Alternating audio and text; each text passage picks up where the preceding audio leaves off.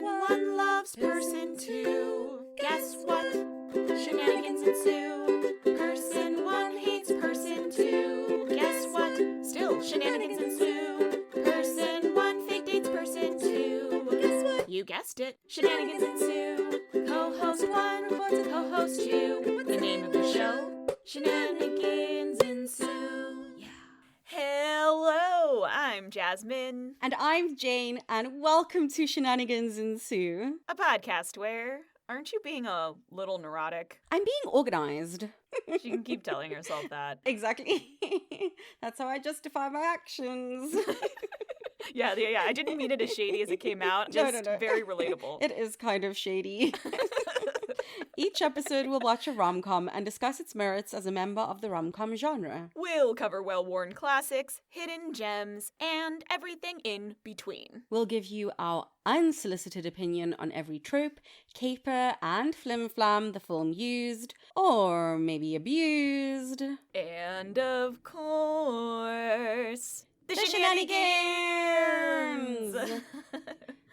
Oh my gosh. Guess what time it is, everyone?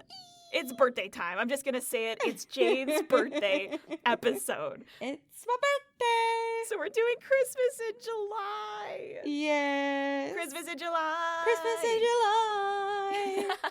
You know, over here, we do love those holiday movies, so we can't resist another opportunity to just squeeze in an extra one. Correct. And because hemispheres are confusing, it's winter now for her, so... I think it's more confusing to the northern hemisphere folk. I think so. Because us in the southern hemisphere don't seem to have a problem. No, of course not. Okay, I think that because you're accustomed already to having mimosas for Christmas instead of hot chocolate, it's just it's different. But you see, that's our normal, so it's not different. I know. And so in my head, the idea of being hot, going to the beach on Christmas, I'm like, It's the best. It seems really like it would be nice. I mean, there are pros to celebrating Christmas in both seasons, I will say. I've done both and I enjoy both. There is something really magical about experiencing the holiday season in a different season. So if you are able to, I encourage everyone to try and experience it at least once. I really want to. I'm going to have to come visit you for Christmas at some point. Yes! Yeah. Oh, it'll be so much fun. And of course, since it is your birthday episode, Yes. you get to choose the film. So what did you pick for us this week? I have picked The Princess Switch.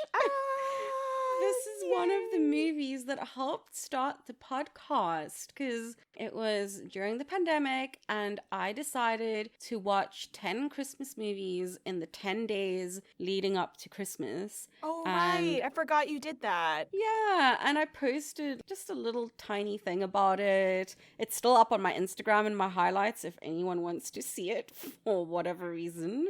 But there is a rant that I want to have.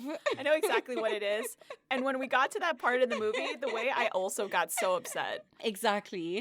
And that's one of the main reasons why I picked this movie. It is also just a really fun, delightful romp of a movie, but I really wanted to share my frustration. Oh no. With the research. Warranted.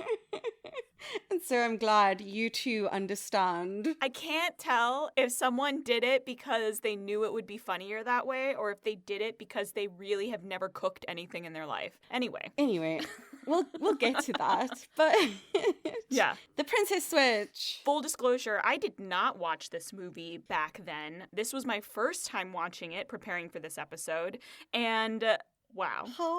Wow. Do you even begin to talk about this movie? Because I don't know where to start. Yeah.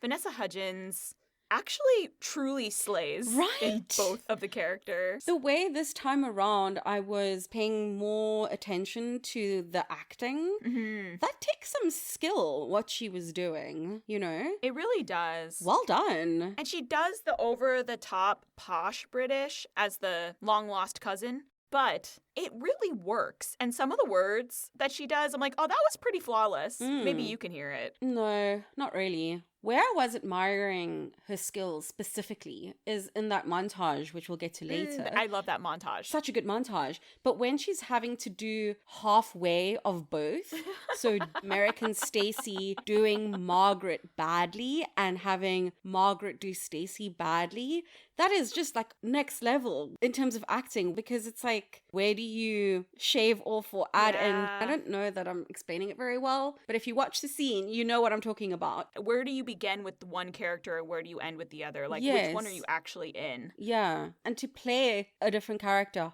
halfway as a other character, whew, that is some serious skill. I know, I'm always like hyper vigilant with some of that stuff, so I was really impressed with a lot of what she was able to accomplish. And then I think just generally the acting in this movie was really good. If you look at the script and some of the lines. If we look at the script, everyone acted their heart out, which is customary for a rom-com. Yes, and very sincerely and very unself-consciously. So impressive. That really helped to make the movie. I don't know, I'm really excited to jump right in, so I just want to like get in there. Let's go for it. Yeah.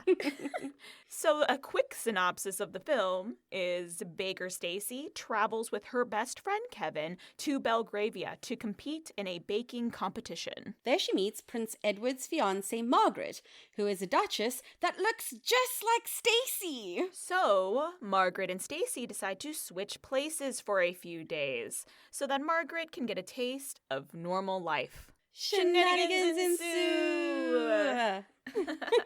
And they really do. Goodness. First off, what a premise. This doesn't make any sense. None. I find it so funny how they try to explain it in World, being like, oh, it was rumored that a cousin of Margaret's went to America and had an affair, and somehow family shenanigans. But then the gene expression would have been wild after multiple generations. Yes. Talk about a dominant gene, and not just a dominant gene, like multiple. Hilarious. So funny, but you buy in right away. You're just along for the ride. I was really impressed by that. I was like, thank you for at least trying to explain it away. But also, like, not too much. Yeah, it doesn't matter that much. This could possibly be a reason why, but you're not going to, like, get too scientific about it, like, get too much in the weeds with it. Which I love. I actually don't want them to do more than that. No. I want us to be a little bit like, what? Why? Because it just has to be a little bit of blind faith. Yeah. I mean, this is also a movie that's dealing with a magical teleporting Santa. Oh God, I love Magic everywhere. So, doppelgangers, sure. Why not? Magic Santa's the best. I love it so much. I can't. Shall we hit those tropes? Yeah. Okay, we've got meet cutes. So many. But also they're undercover. They're one-sided undercover meet cutes. We have a prince and princess versus regular people. We've got a precious yet meddling child. We have falling down and pulling someone down on top of you. It's dangerous, but we're laughing. It's whimsical. No injury sustained. We have a slight twist on the friends to lovers. We have a slight twist on the marriage of convenience. And we've got a gazebo. We love a slow dance in a gazebo. Why do we always slow dance in them? I don't know. They're romantic. Something about this tiny roofed location means that we must dance. With the fairy lights. We've got a slow burn-ish. It's 3 days. Mm-hmm. They somehow achieve it. Yeah. So it's like, kind of. It is a slow burn in the context of an hour and 40 film, Yes. but it is only 3 days in their lives, so which both are delightful. We have one of my favorite montages maybe of all time. Yes. Such a good montage. We have the most meddling, inconvenient, prolific mistletoe I think I've ever seen. That is the messiest mistletoe I've ever experienced. She's everywhere, but nowhere. Just exactly where they stop. In the most inconvenient places, but somehow the right place. Yeah, she knows where to be. She's working overtime. She's like, look at me. I'm centered. I'm gorgeous. I've come correct for the occasion. Yep. And finally, we have a putting your arm around someone to help them, parentheses, the light edition. It's the piano thing. I know, the piano thing is so bad. It's so egregious and amazing at the same time. The way I was cackling for that, it doesn't make any sense to do what they did, but whatever. But it's somehow so charming and sweet at the same time. Yep. It makes no sense. Which is why it works. Yes. Because they committed, damn it. It's all I ever ask. I would like to start at the shocker montages. Oh, shocked. The way they accomplish so much during their learning about each other, Makeover light. makeover light montage. It's so funny. And it's mostly just Vanessa Hudgens acting with herself. Mm-hmm. And like, okay, so this is something I didn't say at the beginning because I didn't want it to sound like I was going to be overly critical. But that first scene we have of her acting with herself, with the body doubles, Yeah. I thought to myself, ooh, this is not great. They didn't spend enough time on the scene. They didn't work through it. This movie's going to be hilarious. I wasn't mad that it wasn't well done. I was just like, uh-oh, this is going to be... But then the redemption, the deep and utter redemption of this montage, I was like, oh, that's what they spent time working on. Touché. I take back what I thought before and carry on. Because the way she switches the characters, like we said, as they learn about one another, Yeah. is so fascinating to watch. Like Stacey cringing a little bit as Margaret like hunches over a little to mimic her posture. I really also loved the way that Margaret is so put off by the overly stuffy, like, do I sound that posh? Basically. Yes. It's very funny, and they capture how unsettling it must be to see someone trying to imitate you. Yeah, I think boiling down that whole entire montage to just the walking back and forth scene is like enough. Yes, it's so good. And then the final little end where they switch their phone cases. Oh, yeah. That's very much of the 21st century. Your phone case is so much part of your identity. And someone would definitely notice if you had a different phone case. That meddling child noticed anyway. Yeah, she clocked them so quickly. We'll talk about that. The shenanigans. I just like love all the work that they put into it, and yet people that are close to them are like, no. I mean, except for Kevin. Kevin is clueless. Yeah. Kevin is busy experiencing a friends to lovers. He is. Kevin has gone full golden retriever, and Yes. you're just gonna let him be. Oh, Kevin. He's lovely. I will talk about kind of the twists on the friends to lovers and marriage of convenience. Yeah. Because you could very easily have a movie that just deals with one of those tropes straight up. But instead, you have the men experiencing one side of this trope. Oh, yeah. So you have Prince Edward slowly falling in love with his marriage of convenience, but it's not, it's Stacy. And you have Kevin being like, oh my goodness, I've never seen Stacy in this light before, having his like little friends to lovers moment. I love both of those so much. I think it makes sense. It's so cute. Vanessa's acting shows very clear differences in their energy and personalities. Mm. And so you can see why they would fall in love with the different version because of their wants and needs. Yes. But I will say, it is a little insane that they would so readily at the end not be very put off by the fact that they'd been deceived for 48 hours. Not have more questions. You don't even see Edward's reaction to it at all. No. He just shows up for the big reveal at the end and he's like totally fine with it. And Kevin finds out in real time. Yes. He's being filmed during the reveal and he just accepts it. He's just fine. Yeah. He's just like a little bit speechless. Yeah. And then how disorientating would it be to suddenly have this person that you fall in love with speaking to you in a completely different accent? That's what I mean. Wait, that's not your voice. That's not what you sound like. That's one of my favorite things, though, is that Kevin is just discombobulated enough that Prince Edward has to be like, hey, bud, she's saying she loves you. Pay attention. This is the crux of this whole thing. I know. And he gets this like sheepish grin. I'm like, excellent job. Well done. So it's just really fun to watch these tropes play out on the men's side while you as the audience knows that there's a whole bunch of other subtextual hidden shenanigans underneath. Yeah. The goodbyes on the last night of the two women pretending to be each other. Gosh. Oh, Stacy says to Edward, yes, you will see your Duchess tomorrow. Oh my God. Break my heart. Yeah. And the other side, too. Let's pretend this never happened. Yes. Ooh. The kiss. Oh. Oh. And I wrote down in all caps when we got to that part, we're in too deep, we're in too deep. Meddling mom aside, inserting herself into her son's love life and making sure that he realizes that they've done a switcheroo. Yeah. Meddling mom aside, how were they both gonna just walk away? Right? They were both prepared. They were like, no, I'll do my duty. No, I'm supposed to be in Chicago. Like, this isn't the plan. I don't care that this isn't the plan. Not gonna happen. You escaped your duties for 2 days and became a new person. Yeah. And you fell in love with the prince. You both need to figure this shit out.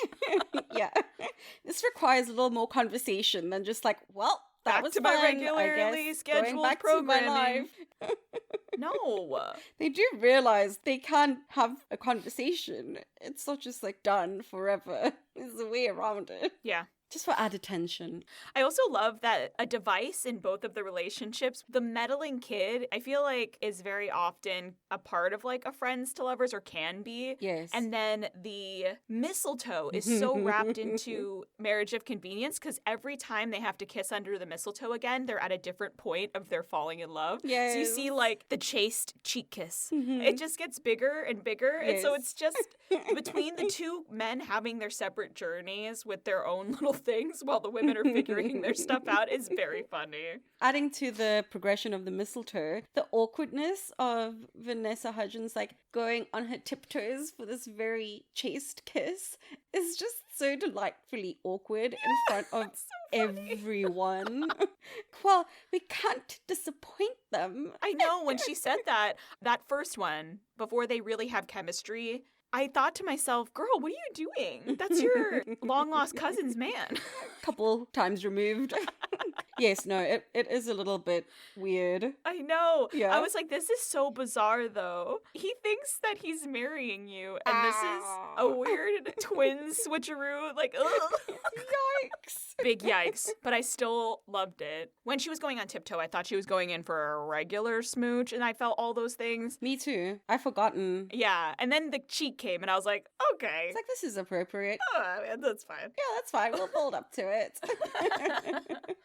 So then it does feel more earned, even though I still did have a bit of the undertone of like, he doesn't know who you are. Yeah. When they had their proper smooch. Literally. Oh, so I want to add some more clarification to the putting your arm around someone to help them light. So we are at this gala to raise funds for a children's home, orphanage, and the king and queen are like, let the Duchess play. Oh Who my wants God. the Duchess to play the piano? Stacy can't play the piano, and Edward kind of sees the fact that she is hesitant, uncomfortable. He came in like an actual white knight, Yes. saving her the embarrassment. I thought that was really sweet. It was very gallant, paying attention to her as well. Yeah, noticing the discomfort. Yes. And giving her a gentle exit from the embarrassment. very nice. Not, what are you doing? Why can't you play? Like, what's wrong with you? Oh, stage fright? Let's do a duet. Yes, it was so caring. Yeah. And then she says, I don't know the piece, he suggests. And he's like, it's easy. You play the bells and I'll do the rest. And then proceeds to show her in the most unhelpful way to show someone keys on a piano. The way you show people keys at a piano is you tell them where to put their thumb and their index finger, and then you show them the notes. You don't put your hand on their hand and plunk the notes. He puts his hand on her. It's literally the messiest way. The way that they should have done it is they should have done that, and you should have heard like blum on the piano, like they're hitting too many keys. You should have just blah, blah, blah. Yeah, all these dissonant chords as they bungle the whole thing, because that doesn't make sense to do it like that. It was so funny. And so they do the duet, and it's very cute. And then to complete the song, he wraps his arm around her to hit the final flourish at the bottom of the piano. So cute. It's so cute. It's so ridiculous. I was like, stop it. I know. Arm around. Oh my goodness. Oh, he's hitting the final notes. Oh. Laughing my head off. Delightful. I was still so charmed by it. I thought that whole thing was so well done. It started mortifying and it ended beautifully. Yes. And then he's like, didn't the Duchess play so beautifully? Like, yes, King. Oh. Yeah. Oh, we should hit the meet cutes. Yes. So the reason why these meet cutes are so freaking excellent is because they're one-sided. So funny. It's hilarious to watch Edward and Kevin not have a meet cute while Stacey and Margaret do have meet cutes. It's fine. They get to go on their little tropey love journey, so the girls can get the meet cutes. Detail-wise, either one is a pretty normal scenario, but it's just really the clashing of familiarity from the guys and absolute magical time has slowed down meet cutes for the women. That juxtaposition is really funny. Super worth the watch. And just really heartwarming in its fun little silly, kind of stilted way because it is one-sided. Yes. And so the men are like, what is happening? Why is this person who I know acting so strangely? Right. But this weird, strange way they're acting is somehow burrowing into my heart. I'm taking note of it, and I haven't before. How have I never noticed? They are so XYZ. Meanwhile, the ladies are like struck by lightning. They're just completely shocked and awoken. And then how oblivious the women are to each other's reaction to the respective man. Oh my gosh, the reveal of it is so good too. Yes. You see Margaret and Stacey on the phone with each other, and Margaret is gushing about Kevin, and Stacey is gushing about Edward, and the others both like, ugh, no, Edward's so serious. Ugh, no, Kevin's so immature. But Edward this, and Kevin that. So good. And then when it finally clicks. And they're back together again doing their switcheroo after their tearful goodbyes. And they're just like, oh, wait, you're in love with Edward. You're in love with Kevin. Dun-dun-dun. And then they like smash cut. They just like leave him there. Yeah. We're not going to discuss this? Okay. Oh, one of the exchanges that I found so funny in this reveal was when Margaret says to Stacey, have you ever seen Kevin with his shirt off? And Stacey's like, ew, no, why? That was the tiniest aside. But Edward in a tux. It was just like 2 quick sentences at the beginning of the phone call, I think, but they were so good. And this is after Margaret has just seen Kevin with his shirt off, which like... Yeah. Yes. Warranted. Margaret, that reaction is apropos. I too was like, Yes. Toothpaste. Uh-huh. Who? Oh, yes, there. Uh-huh. And Kevin is just puttering on, like, are you okay? Like, why are you not telling me where the toothpaste is? So oblivious. Well. Yep. Ready for those Shenanigans. Woo! Quick throwaway shenanigan right at the top, inconsequential, but it made me chuckle, is that the invitation to the competition is not being done via email. It is posted all the way from Belgravia in this beautiful, ornate station. That's how you know it's official. Yes. If it doesn't have an official wax seal, you can't actually believe it came from the king and queen, now could you? I was like, how long did it take to arrive here? And how are you responding to this invitation? Like, are you posting a RSVP back? How is this happening? Yeah, actually, that's a good question. I would be willing to argue that it got there instantaneously because of Magic Santa. Ah, yes, of course. And then they just emailed or called the palace. Really dumb shenanigan. And, like, I don't understand why they're allowing late entries because she literally decided at the 11th hour because she wasn't going to go. She ran into her ex. Saving face in front of her ex necessitated that she talk herself up and sign up for this competition she didn't intend on participating in. Good for you. Which is also so funny because she could have just said it. She didn't actually have to follow through. Yeah. It's not like the ex and ex's new girlfriend is going to be following her progress in the competition or anything like that. Right? But it's just weird. It was just too much. They needed to find a way to get her to go, and they were like, well, motivation from an ex, I guess. Literally. I wrote it down too, and I wanted to talk about it because it's been a year since they broke up or something like that. So, you know, it may be a little jarring to see your ex with somebody, but it's not like they're moving along all that fast. You didn't need to lie about everything. It wasn't a lie. She really wasn't. Maybe that's why her neurotic tendencies meant that she couldn't live in a world where she could be found out as a liar. This is true. She had to commit. She told him that this was the plan, so it had to become the plan. Correct. And I wrote down she's not neurotic. She's a business owner. Yes, she's just organized. Yeah, leave her alone. And running a bakery is hard. It's not all candy floss and sugar canes and gumdrops and stuff. It's actually really hard. Yeah.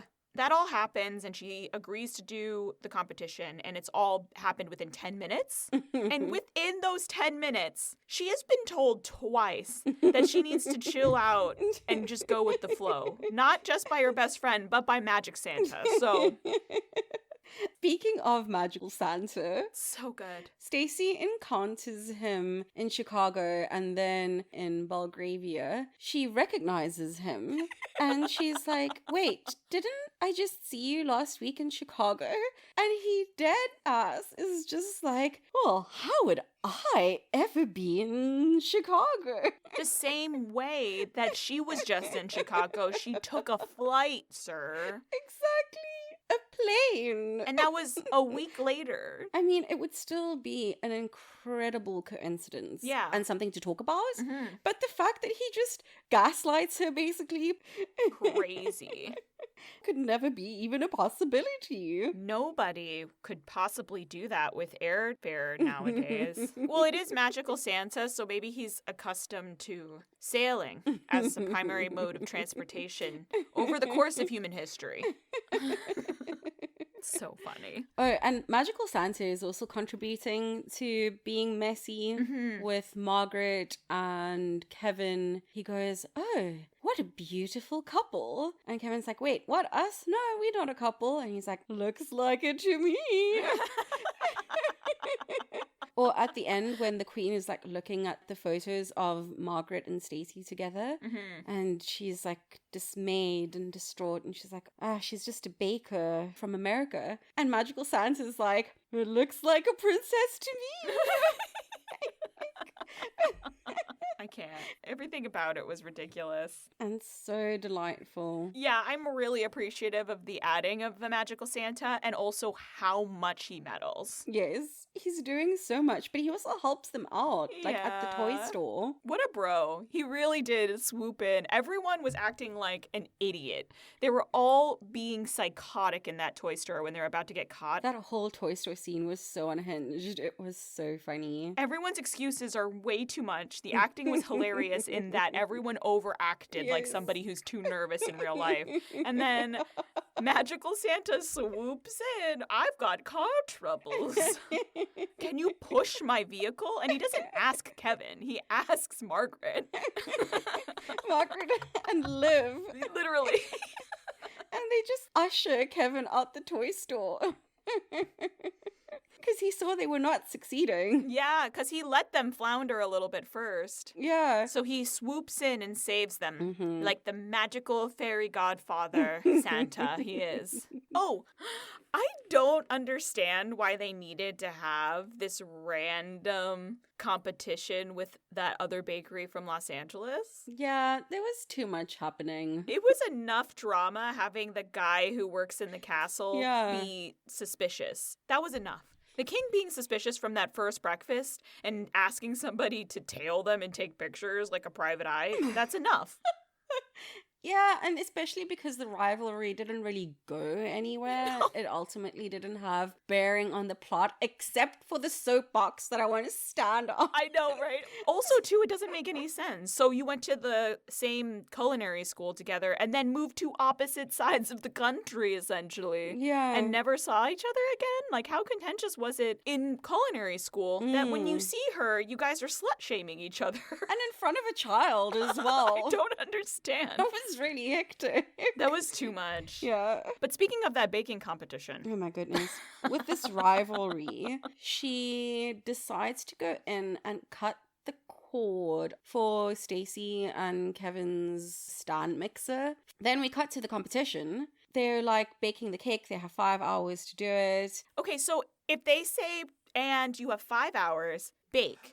The first thing you do is you begin to make the cake mix, where you need the stand mixer. You switch on the oven. Yeah, you switch on the oven and you turn on the stand mixer. Exactly. And so them trying to put this in right at the end of the competition where they need to make the sauce. What did they call it? I can't remember now. It doesn't matter. Either way, you're not doing the berries inside of the mixer like that. Yes. First of all, you're not pureeing or cooking down berries in a mixer. No. Like, that's just not happening. It's like a stovetop or a blender. And you needed to have noticed that the cord was cut when you made the actual cake mix. Basic start of making any cake is beating eggs and adding sugar. Like, that's the fundamentals. And that's what the mixer is good at. Yes. So having it in the last 30 minutes that only now, just now, going to start using the cake mixer for the first time to make a thing that you don't even use a cake mixer for?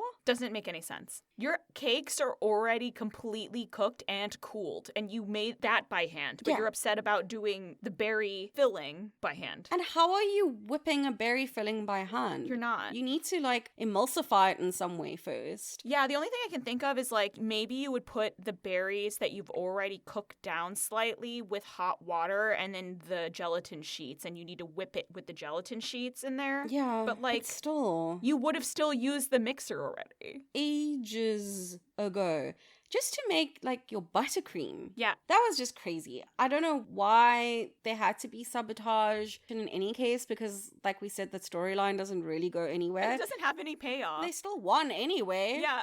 They don't get found out for cutting the cord. You know, Yeah. it doesn't affect the plot in any way. It just affected my blood pressure. And it didn't even affect my blood pressure because it was just so illogical. Because, you see, this is how things are at Shenanigans Ensue. We won't question doppelganger switching princesses at all. No, we've already agreed magic exists. Yes. But where we will have issue is a baking competition not functioning as it should. Yeah, your stand mixer is for mixing the cake and the buttercream frosting. It's not Yes. for your fillings. I don't understand. It's not for your fillings, unless your fillings is like some sort of mousse, maybe. And still, you would have found that out hours ago because the mousse needs to set in the fridge. Exactly. Thank you. The last hour is not when you bust out your mix stand. The last hour is No. when you start to assemble and decorate the cake. That cake is as tall as I am, which is not that tall, but tall enough. Tall for a cake. It would take you an hour and a half to assemble and decorate that cake. So they already should have been done Yeah. with all of the mixing. Exactly. And I don't buy any of that. Shenanigans. Where's your dramaturg? Where's your pastry chef? Consultant? Where's your script supervisor? I would like to speak with your supervisor. This is a very niche complaint that we have. No, everyone who cooks is going to be mad. This is true. I don't even bake that much and I'm mad. Anywho, that's the rant.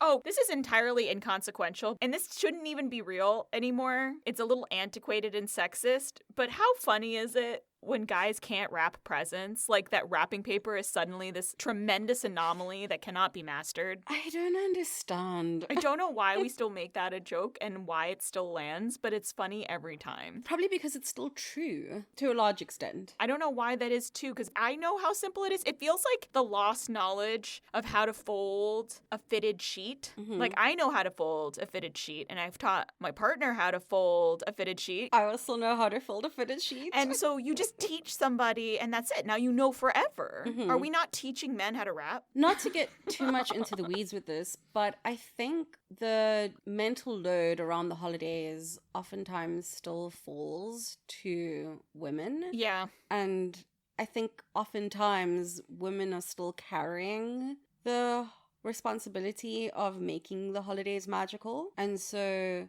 more often than not, at least for me growing up, I was with my mum preparing for the holidays stuff. And that's how you learn the things. I also am willing to give them a pass because they do explain away a little bit, saying it's so unprincely. Yes, it's undignified. Yeah, that makes more sense. Oh, yes, the royals aren't meant to do manual labor. What if he gets a royal paper cut? Oh, this added to a very funny exchange where Stacy and Edward decide they're going to do everything for this orphanage, and he's busy attempting to wrap the gift, and Edward's like, where did a duchess learn to bake? And she's like, oh, my father told me. And he's like, what? The royal duke of whatever was baking? This is funny to me because for people that have all the leisure time in the world, why wouldn't you have hobbies? I guess it's seen as beneath royalty to be in a kitchen, heaven forbid. I guess maybe day to day? But do you know how hard it is to make a choux pastry? Because yes, I do, from experience. That's what I mean. So I'm just saying that a royal being able to accomplish a choux pastry seems within the realm of possibility given the fact they have enough leisure time. Who cares if the Duchess can play piano? Who cares if the Duchess was a competitive horse rider? I want to know if the Duchess can bake a choux pastry. That's difficult. I guess historically, as a hobby, it wasn't held in very high esteem. Boo. And some of that is just passed on. I don't know. I know, that's so silly. Ugh. Ugh. Another quick shenanigan is how Netflix loves to be self-referential by plugging their own Christmas movies. Yeah. So in this one, Margaret and Kevin on the last night together are watching A Christmas Prince, which at some point we will also have to cover on the podcast. Oh yeah, obviously. I haven't seen that movie. I haven't either. It looks bad. Yeah. Well, we'll do it next Christmas, everyone. Yeah.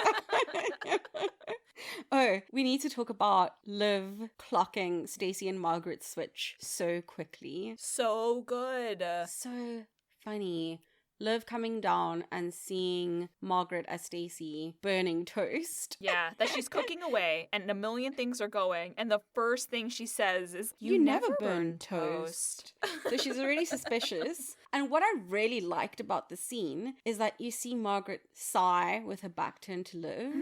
And I like that you see Stacey's clearly shown Margaret how to do the handshake, but obviously she hasn't had much practice. Yeah. And hasn't done it before with Liv. So it's a very awkward iteration of the secret handshake. And when she finishes it, she does like a, hey, I did it kind of gesture. And then, Hey. ooh, gotta go. Off I go. Let's go to breakfast. Ha ha ha. So good. Just the shenanigans in general of the switch happening and trying to cover it is very funny to me. Like when Margaret arrives and Kevin is like, oh, where's the apron you went out to get? And Margaret's like, they didn't have my size. They're one size fits all. It's not how aprons work. No. And see, that's what I think is really funny when you have moments where the audience is let in on the joke, which is why knowing that aprons are one size fits all and not knowing when to use the stand mixer is very dumb. Oh, and then we have that delightful, awkward interaction where Stacey is answering the door to Edward. I was going to say which one. Yes, I know. There's so many. This one specifically where she's in her nightgown and she's trying on Margaret's hats and Edward knocks on the door and she opens the door and she's like, oh, well, in my country, we always wear a hat when we having tea. Even in your nightgown. Yes. I also love his moment of sweet kind of shock and modesty as he realizes she's in her nightie and Yes. where's the chaperone? Oh. I cannot be here if her chaperone is missing and she's in her nightie. He's like so distraught, but only in his face. He acts very normal. And then Stacy has a very awkward little monologue where Edward compliments her on, oh, you look lovely in pink. And she says, oh, yes, as do you. I mean, you're not wearing pink, but you look lovely. And I'm sure you would look lovely in pink too. In your suit dashing as well. Indeed. Perfect. She's so awkward over and over and over again. It's so funny. The way that she cannot explain her lazy eye and fatigue thing. That was so funny. The way she's talking to the parents at that first breakfast that sets them off to being suspicious in the first place. Also, just like, Stacy cannot help but be awkward when she's feeling anything she's feeling, which is part of why he finds her so delightful. But when he gets ready to leave and she's like, oh, and do make sure to tell your driver to be more careful with pedestrians. And other road hazards. Off he goes. Nobody asked. We weren't talking about anything. Because what's-his-face has almost run her over. So many fun little bits. What's-his-face and all of his manual labor duties he ends up having to do throughout the course of the film. Frank. Poor Frank. Everyone keeps just shoving all of the shit jobs on him. Like, literally, one of them was clean the toilet. Again, can we also talk about the levels of insanity for the reveal at the end? So much happening. The queen is supposed to go award the prize at the end of the competition, and she just decides she can't and makes the prince and Margaret go instead because she knows. Margaret has decided to put on the world's largest sunglasses, thinking that's enough of a disguise. Meanwhile, what is Edward going to say when he looks at Stacy, who looks exactly like Margaret anyway? So, like, you're not fooling anybody. Exactly. That's why she has to tell him, like, before they go into the car. Literally. And so, like, the fact that we have the overacting of Stacy's character hiding behind all of the other placing participants, she's just getting more and more nervous as she gets closer to having to face the prince. But first off, a poor attempt to bail out of the prize giving. Yep, we have to go. We're going to miss our flight. Okay, bye. Come on. The fact that now you're faced with this and you're also madly in love with the other people, you got to just say something. This is so much worse and so much more awkward, and it's happening in front of the other judges and the live audience. The live studio audience and being broadcast. This could have been prevented. So many places it could have been prevented. But I do appreciate the fact that because it happened there, the evil team from Los Angeles got to not only place second and lose to the Chicago team, they also got to eat some humble pie because now she's going to be a princess. Oh, yeah. Delightful. One more thing that I want to touch on before we move on is how duplicitous Margaret kind of is when she invites Stacy over. Oh, because you can see her formulating the plan already once she's met Stacy. Yeah. But she's just like, oh, I want some advice from a baker. About cake. Because I'm getting married, you see? Yeah. And then when Stacy's there, she's like, oh, I do need a favor, but it's got nothing to do with baking. Also, in what world did you think you could just ask something like that? Yeah. That's a wildly unhinged thing for a stranger to ask, even if you look related. That comes from not being denied anything your whole life. Right? Like everyone just catering to your every need. Must be. I'm not going to say no to hanging out in a castle for a few days, but still, that's wild. And the way that they quickly fast forward at the end of the baking competition to 1 year later. I can't, because like literally, I thought they were going to end the film at the end of that competition, right? The prince gets down on one knee and says, if you still love me in 1 year's time, let's get married. Oh my gosh, romantic. Everyone cheers. Roll credits. Beautiful. I love it. But then instead we get this like slash, bang, flash into the future, and they're getting married. Literally, she's in a dress and they're at their wedding and she's throwing the bouquet. With a gigantic cake. That was insane. They're having this ceremony next to the 7-tier cake. That is an insane timeline. I love it, but I also did not need you to set us up with that at the end. That was a lot. We have not gotten any explanation about how they've made their lives work. No. It's just fine. Did she open a bakery? Does the Duchess jet set between cities? Live in Chicago? Did Kevin move too? Did they just shut down the entire bakery? What? This is all answered in the sequel, which we will not be covering on the pod. Sorry. Or the third movie either, because they are not rom-coms. This is a little amuse-bouche for the film franchise, so that you can go watch them on your own. Yes. Although I will say, this is my favorite of the trilogy, and I couldn't even finish the third movie. No. So do with that information what you will. No. It gets weird. In not a good way. You either die a hero or live long enough to see yourself become the villain. God damn it. Sometimes you just gotta end on the first or second movie. I know. Not everything is a trilogy. Okay, well, that brings us to Fun Fab Fail.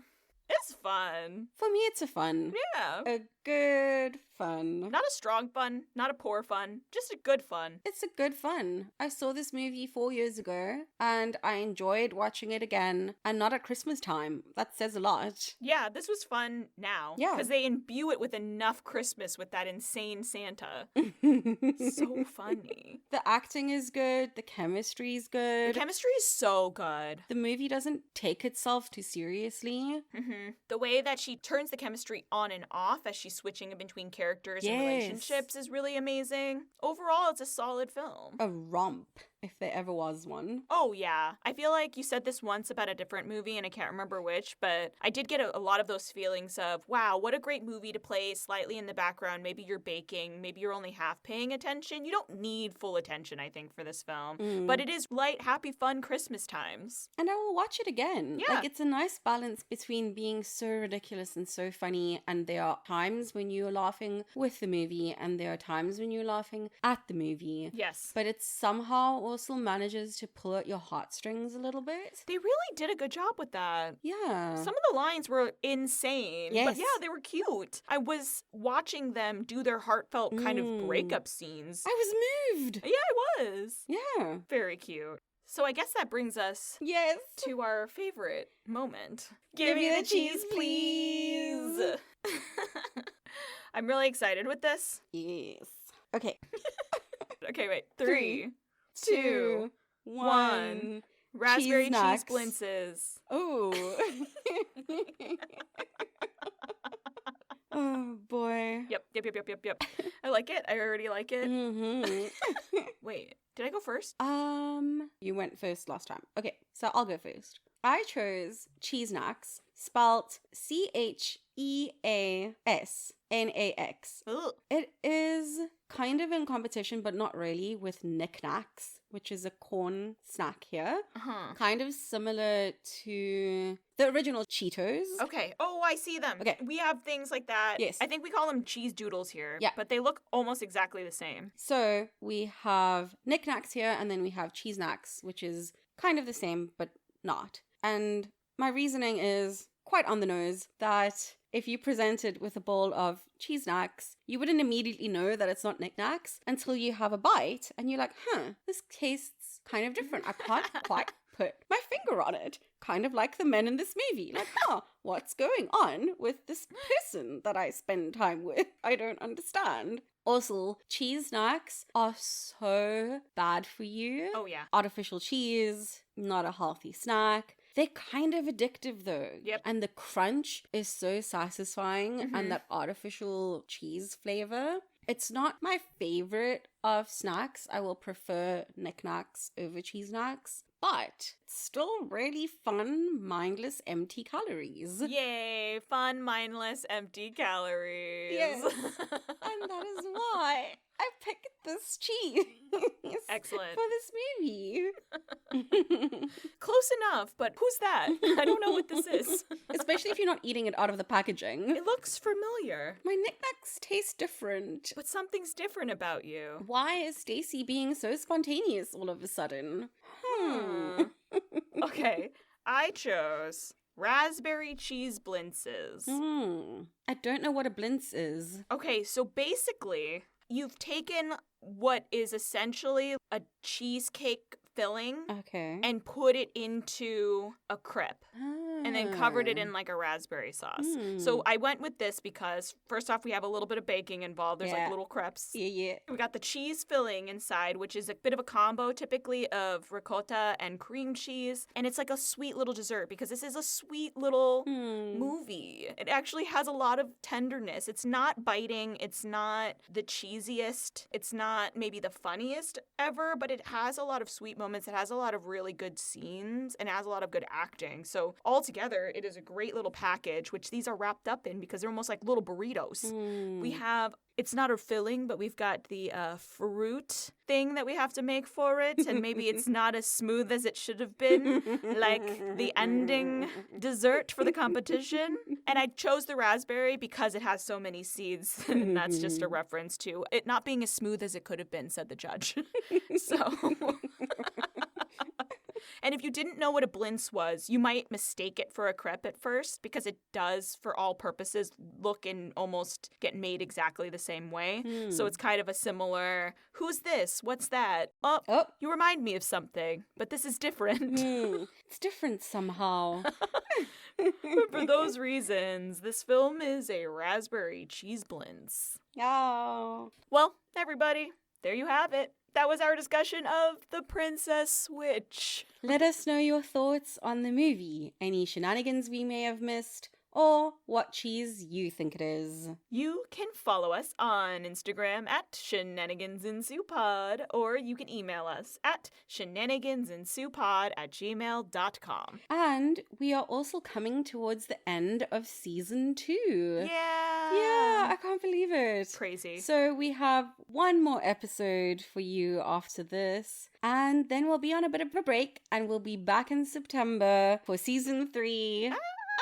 Of Shenanigans Ensue. The shenanigans ensue in September. Yeah. But you have one more episode to look forward to before that. So we hope you'll join us next time. And until then, life is what happens when you're busy making other plans. Bye. Season 3. Season 3. Season 3. I'm happy that I'm doing this journey with you. Aw, me too. Kind of crazy too. I know, we're already putting together a list. We'll have a very official meeting.